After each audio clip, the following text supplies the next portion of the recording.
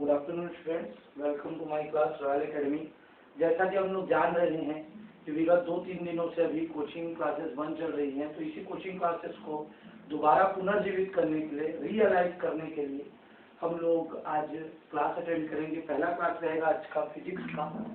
तो फिजिक्स में आज हम लोग स्टूडेंट देखेंगे, लास्ट टॉपिक हमने अपनी क्लासेस में देख रखा है सेल्फ इंडक्शन। सेल्फ इंडक्शन हमने पूरे डिटेल में स्टडी किया है कि सेल्फ इंडक्शन क्या होता है, सेल्फ इंडक्टेंस क्या होता है, सेल्फ इंडक्टेंस की वैल्यू कैसे निकलती है, फिर प्लेन सर्कुलर कॉइल के लिए सेल्फ इंडक्टेंस क्या होता है, मतलब एक आपका क्या बोलना चाहिए सोलेनॉइड के लिए सेल्फ इंडक्टेंस क्या होता है। इसी टॉपिक को आगे बढ़ाते हुए स्टूडेंट आज हम लोग देखेंगे म्यूचुअल इंडक्शन। म्यूचुअल इंडक्शन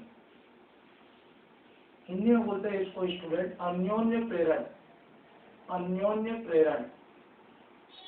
अब ये अन्योन्य प्रेरण या म्यूचुअल इंडक्शन क्या होता है, व्हाट इज म्यूचुअल इंडक्शन या अन्योन्य प्रेरण। सबसे पहले म्यूचुअल इंडक्शन क्या होता है, अगर हम लोग एक कॉइल ले लेते हैं और इस कॉइल के सामने एक और कॉइल रख देते हैं। हम लोग सबसे पहले दो कॉइल ले लेते हैं, ये पहला कॉइल हो गया और ये दूसरा कॉइल हो गया। पहले कॉइल में जैसे ही हम लोग आई करंट फ्लो करते हैं, पहले कॉइल में जैसे ही हम लोग आई करंट फ्लो करते हैं तो इसके चारों तरफ एक मैग्नेटिक फील्ड क्रिएट हो जाता है स्टूडेंट। क्या पहले कॉइल में जैसे ही हम लोग आई करंट फ्लो करते हैं इसके चारों तरफ मैग्नेटिक फील्ड क्रिएट हो जाता है, और मैग्नेटिक फील्ड में जितनी magnetic lines of forces secondary coil में क्या होती हैं बनती है, उसको हम लोग क्या बोलते हैं मैग्नेटिक फ्लक्स। पहले कॉइल में करंट अप्लाई करने के कारण यदि दूसरे कॉइल में क्या बनता है मैग्नेटिक फ्लक्स, चुंबकीय फ्लक्स बनता है, और चुंबकीय फ्लक्स की वैल्यू जैसे जैसे चेंज होना स्टार्ट हो जाती है, मैग्नेटिक फ्लक्स की वैल्यू जैसे जैसे चेंज होना स्टार्ट हो जाती है, तो इसके टर्मिनल्स पर एक पोटेंशियल क्रिएट हो जाता है E। इसके टर्मिनल्स पर एक पोटेंशियल क्रिएट हो जाता है E, और अपोजिट डायरेक्शन में ये करंट फ्लो होना शुरू हो जाता है स्टूडेंट। क्या हो जाता है, अपोजिट डायरेक्शन में ये करंट फ्लो होना शुरू हो जाता है। तो इसको हम लोग क्या बोलते हैं mutual induction. When current is applied on a first coil, then an induced EMF is generated on the second coil. This phenomenon is called mutual induction. जब प्राथमिक कुंडली में धारा प्रवाहित किया जाए और प्रेरण की वजह से द्वितीयक कुंडली में यदि प्रेरित विद्युत वाहक बल उत्पन्न हो तो इस नियम को अन्योन्य प्रेरण कहते हैं। क्या प्राथमिक कुंडली में धारा प्रवाहित करने पर द्वितीयक कुंडली में यदि प्रेरित विद्युत वाहक बल उत्पन्न हो तो इसे अन्योन्य प्रेरण कहते हैं। When current is applied on a first coil, then induced EMF is generated on the second coil. This is known as mutual induction. Clear है स्टूडेंट। पहले कॉइल में करंट अप्लाई करेंगे, दूसरे कॉइल में मैग्नेटिक फ्लक्स क्रिएट होगा। Magnetic flux की value जैसे जैसे चेंज होगी तो उसमें एक इंड्यूस्ड EMF बनेगा।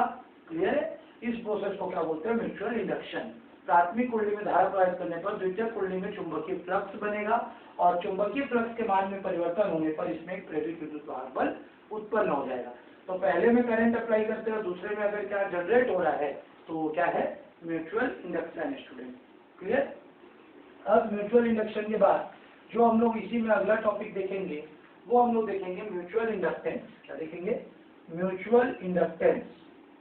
Mutual inductance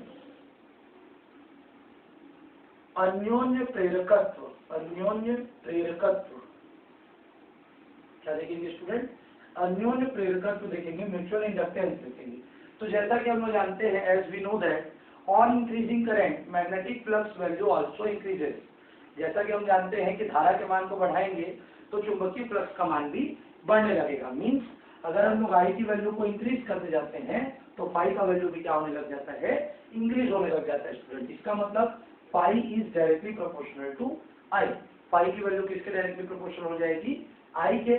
so phi is equal to क्या हो जाएगा student, M I. Phi is equal to क्या हो जाएगा, एम आई, जहां where M is mutual inductance.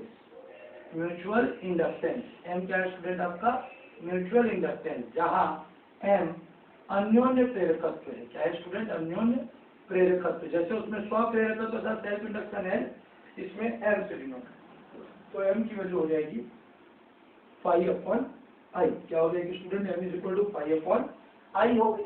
अब if 1 ampere current is flown through any circuit, through any wire, then mutual inductance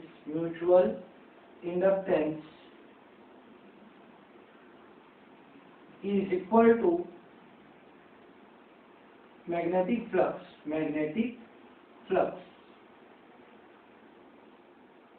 यदि इसको हिंदी में बोल रहा हूं आप तो लिखेंगे यदि 1 एम्पियर की धारा प्रवाहित की जाए, यदि 1 एम्पियर की धारा कुंडली में प्रवाहित की जाए तो अन्योन्य प्रेरकत्व का मान चुंबकीय फ्लक्स के बराबर होता है। अन्योन्य प्रेरकत्व का मान चुंबकीय फ्लक्स के बराबर होता है। I is equal to 1 ampere, then M is equal to क्या हो जाएगा student 5। M is equal to क्या हो जाएगा स्टूडेंट 5। क्लियर? यदि 1 एम्पियर की धारा कुंडली में प्रवाहित की जाए तो चुंबकीय फ्लक्स का मान अन्योन्य प्रेरकत्व के अनुक्रमानुपाती होता है। ये क्लियर हो गया स्टूडेंट?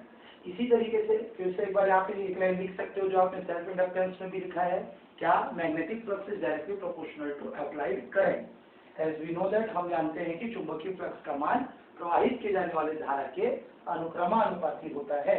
यहाँ पर लिख के आप उसको सॉल्व करेंगे स्टूडेंट। क्लियर है? अब ये म्यूचुअल इंडक्टेंस निकल गया। इसका सेकंड पार्ट भी है, जैसा कि हम लोग जानते हैं। सेकंड पार्ट इसका कैसे निकलता है?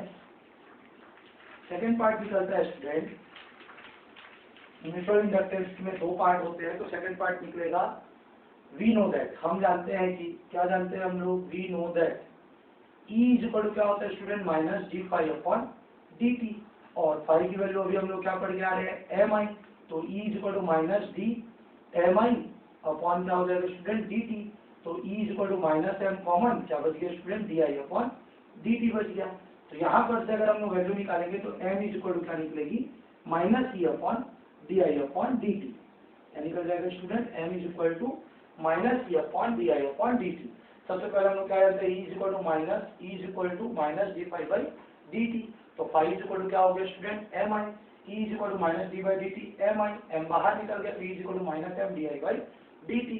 तो M is equal to minus E d I by d t. ये हो गया स्टूडेंट आपका वैल्यू। अब इसमें क्या करेंगे? इसी में हम लोग लेंगे जैसे सेल्फ इंडक्शन में लिए थे, ई d I upon d T बराबर कितना ले लेंगे? 1 एम्पियर पर सेकेंड। अगर D I by d T की वैल्यू 1 एम्पियर पर सेकेंड हो जाएगी तब देन M की वैल्यू किसके इक्वल हो जाएगी स्टूडेंट?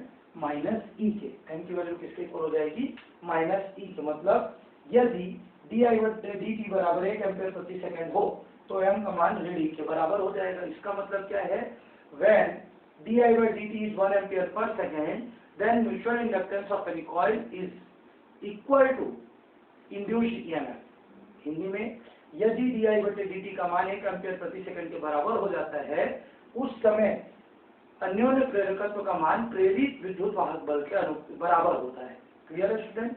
इतना को आप लोग नोट करेंगे। ये हो गया आपका स्टूडेंट म्यूचुअल इंडक्टेंस। क्या हो गया स्टूडेंट? Mutual inductance.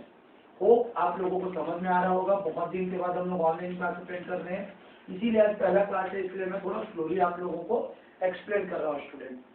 जैसे जैसे हम लोग थोड़ा एक्सपीरियंस हो जाएंगे फिर से तो ट्राई करेंगे। अगला टॉपिक है mutual inductance of two long solenoid. 2 लंबी परिनालिका के लिए अन्योन्य प्रेरकत्व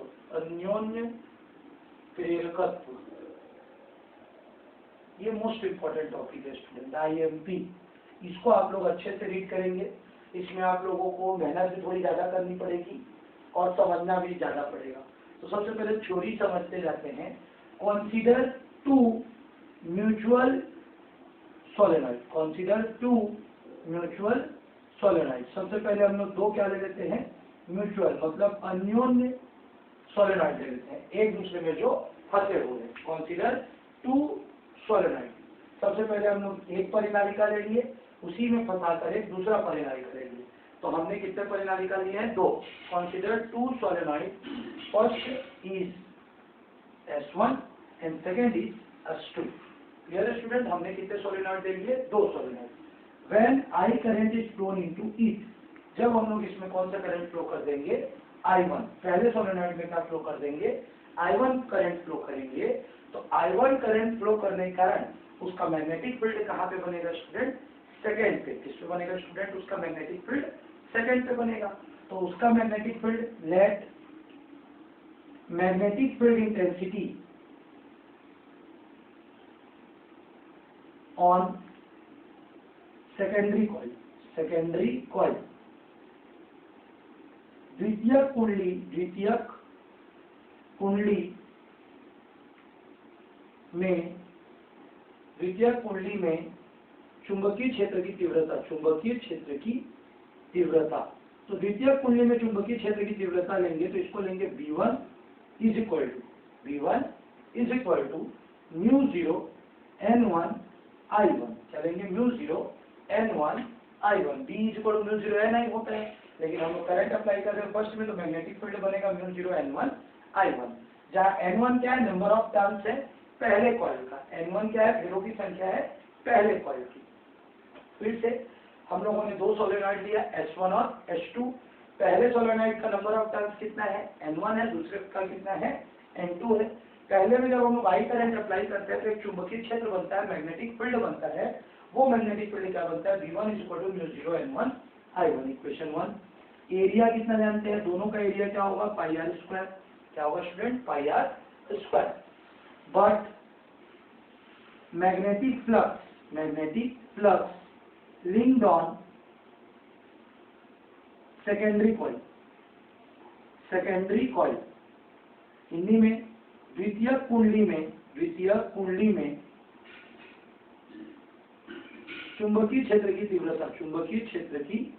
तीव्रता, तो द्वितीयक कुंडली में चुंबकीय क्षेत्र की तीव्रता, मैग्नेटिक फ्लक्स क्या होगा स्टूडेंट, इसको लिखेंगे phi 2-1, पहले के कारण दूसरे पर क्या लिख देंगे, phi 2-1 या 1-2 लिख दीजिएगा। पहले के कारण दूसरे पर जो मैग्नेटिक फील्ड बनेगा वो क्या बनेगा, N2, क्या बन जाएगा, N2 फिर V1A, क्या बन जाएगा स्टूडेंट, N2 V1A बन जाएगा स्टूडेंट। क्लियर है यहाँ पर सर, क्या बन गया, N2 V1A बन गया स्टूडेंट। ठीक है स्टूडेंट, N2 V1A। अब N2 V1A बनने के बाद ये इसको कैपिटल लिखते हैं, N2 V1A लिख लेते हैं। ये सेकेंडरी कॉइल का नंबर ऑफ टर्न्स है, टोटल नंबर ऑफ टर्न्स है, तो phi 12 is equal to N2 V1A हो गया। अब phi 12 की वैल्यू क्या आ जाएगी स्टूडेंट, N2, तो इसको N2 अपॉन L लिख सकते हैं। माना इसकी टोटल लंबाई कितनी रहती है, L रहती है, और इसके एकांक पे, यूनिट पे अगर रहता है तो N2 अपॉन L। V1 की वैल्यू म्यू 0 N1 I1 और A की वैल्यू क्या रखेंगे, पाई आर स्क्वायर। तो phi 12 इज इक्वल टू कितना हो गया, mu 0 N1 N2 I1 pi r square upon क्या आ जाएगा स्टूडेंट, L आ गया। इक्वेशन नंबर कितना हो गया, ये वाला सेकंड हो गया। दूसरा, बट अभी पढ़ क्या है, mutual inductance is equal to phi upon I, तो M12 is equal to phi 12 upon क्या हो जाएगा, I1। तो M12 is equal to mu 0 N1 N2 I1 pi r square upon L into क्या हो गया, I1, ये I1 क्या हो गया, कैंसिल। सो M12 की वैल्यू कितनी आ गई, mu 0 N1 N2 pi r square upon क्या आ गया स्टूडेंट, L आ गया। ये आपका म्यूचुअल इंडक्टेंस हो गया। सबसे पहले हमने क्या किया, दो कॉइल लिए S1 और S2, दो लॉन्ग कॉइल लिए, मतलब सोलेनॉइड लिए S1 और S2। माना इसका टोटल लेंथ कितना था, L था। इसका जो नंबर ऑफ टर्न्स है स्टूडेंट वो N1 है बड़े वाले का, और छोटे वाले का जो नंबर ऑफ टर्न्स है वो कितना है, N2 है।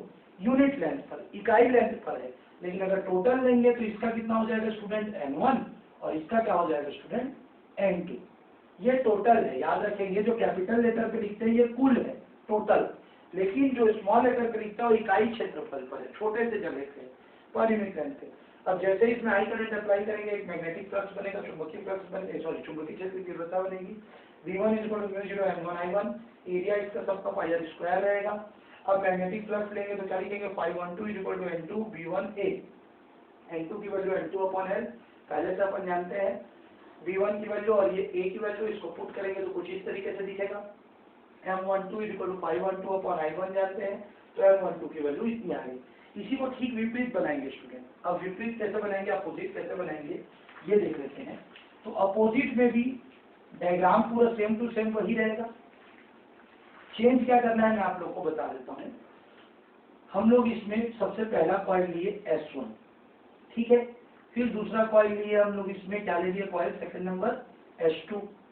इस तरीके से हमने एक कॉइल लिया S2, ये S1 कॉइल हो गया, ये S2 कॉइल हो गया। दोनों का लेंथ कितना है स्टूडेंट, लंबाई L है। इसका नंबर ऑफ टर्न्स N1 है, इसका नंबर ऑफ टर्न्स N2 है, परंतु टोटल में इसका N1 है और इसका टोटल में क्या है, N2 है। अब हम लोग इसमें I2 करंट अप्लाई करते हैं। उसमें क्या अप्लाई किए थे हम लोग स्टूडेंट, I1 करंट। इसमें कौन सा करंट अप्लाई करते हैं, I2 करंट अप्लाई करते हैं। तो I2 करंट अप्लाई करने के कारण चुंबकीय क्षेत्र कितना बनेगा, मैग्नेटिक फील्ड इंटेंसिटी क्या होगी, B2 µ0 N2I2। जो N1 I1 था ना स्टूडेंट, उसकी जगह क्या हो जाएगा N2 I2। इसको इक्वेशन नंबर 3 देके छोड़ देंगे आप लोग। तो N2 I2 हो गया, इक्वेशन नंबर क्या हो गया 4। ये दो डेरिवेशन है, एक साथ चलता है स्टूडेंट। तो B2 क्या हो जाएगा µ0 N1 I1 की जगह µ0 N2 I2 हो गया। इसके बाद मैग्नेटिक फ्लक्स चुंबकीय फ्लक्स अगर निकालेंगे तो चुंबकीय फ्लक्स क्या निकलेगा स्टूडेंट, इसका Φ21। जैसे उसमें हमने Φ12 लिया था, इसमें क्या लिखेंगे Φ21। क्या लिखेंगे N1B2A। उसमें क्या लिखा था हमने N2B1A, इसमें क्या लिखेंगे N1B2A। N1 की वैल्यू पुट करो N1/N, B2 की वैल्यू पुट करो µ0 N2I2, A की वैल्यू क्या होती है πr²। क्लियर। तो Φ21 की वैल्यू क्या हो जाएगी स्टूडेंट, यहीं पर से देख लेते हैं। Φ21 की वैल्यू आ जाएगी अपनी, इसको चेंज कर लेते हैं वहीं से। Φ21 क्या आ जाएगा अपना वैल्यू, Φ21 µ0 N1 N2 I2। अब ये क्या हो जाएगा सिर्फ I2। और इसके आगे अगर हम लोग डेराइव करेंगे तो हम लोग क्या जानते हैं, इसके आगे का जो डेरिवेशन होगा वो होगा M21 Φ21/I2। तो Φ21 मतलब µ0 N1 N2 I2 πr²/L into I2 लिख देंगे स्टूडेंट। I2 कैंसिल हो जाएगा। तो M21 की वैल्यू क्या आ जाएगी स्टूडेंट, µ0 N1 N2 πr² क्या आ जाएगा स्टूडेंट, L आ जाएगा। क्लियर है स्टूडेंट। ये आपका हो गया सेकंड। ये क्वेश्चन नंबर कितना दे देते हैं इसको 5th, और इसको आप क्या देंगे स्टूडेंट 6th। तो पहले हम लोग देख लेते हैं फिर से, हमने 2 फेज से सोलेनॉइड दिया। अब सेकेंडरी कॉइल में हम लोग जब क्या करेंगे, करंट अप्लाई करेंगे तो मैग्नेटिक फील्ड बनेगा। मैग्नेटिक फील्ड कितना बनेगा µ0 N2I2 बनेगा। अब उसके बाद मैग्नेटिक फ्लक्स कितना बनेगा N1B2A बनेगा। वैल्यू को पुट करेंगे तो Φ21 निकल गया। M21 कितना आएगा Φ21/I2 जानते हैं, I2 कैंसिल, तो हमारा वैल्यू इतना आ गया। हमने इक्वेशन 3 देखना है। इक्वेशन 3 हमारा क्या है, M12 µ0 N1 N2 πr²/N। अब दोनों इक्वेशन को अगर आप कंपेयर करेंगे तो आपको ये पता चलेगा कि दोनों में कोई भी अंतर नहीं है। There is no difference between both the equation. मतलब चाहे हम लोग कॉइल के प्राइमरी कॉइल में करंट अप्लाई करें और जो मैग्नेटिक फ्लक्स बने, या सेकेंडरी कॉइल में जो करंट अप्लाई करें और मैग्नेटिक फ्लक्स बने, दोनों का आंसर क्या आता है स्टूडेंट, सेम आता है। तो इसके लिए क्या करेंगे, from equation 3rd and 6th M12 M21, दोनों का मान बराबर हो गया। M12 की वैल्यू किसके बराबर हो गई, M21 के। तो टोटल म्यूचुअल इंडक्टेंस को M से डिनोट कर देना और इसकी वैल्यू N1 N2 πr² क्या आ जाएगा स्टूडेंट, L आ जाएगा। ये हो गया। अब अगर हम लोग इसमें क्या लेना चाहें, रिलेटिव परमिटिविटी, मतलब अगर एयर और वैक्यूम को छोड़कर कुछ दूसरा हो जाता है तो M इसमें और जोड़ देंगे µ0 µr, क्या जोड़ देंगे µ0 µr N1 N2 πr² क्या हो जाएगा स्टूडेंट, L। ये आपका फाइनल आंसर है। Clear student. µ0 के साथ एक और टर्म आपको जोड़ना है µr, ठीक है। ये किसके लिए, रिलेटिव परमिटिविटी के लिए। हिंदी में इसको बोलते हैं आपेक्षिक गुणांक। क्या बोलते हैं, आपेक्षिक गुणांक के लिए। क्लियर। तो होप आप लोगों को आज का क्लास समझ में आया होगा। अगर किसी को कुछ भी डाउट है तो आप लोग मुझे बताएंगे। Thank you students.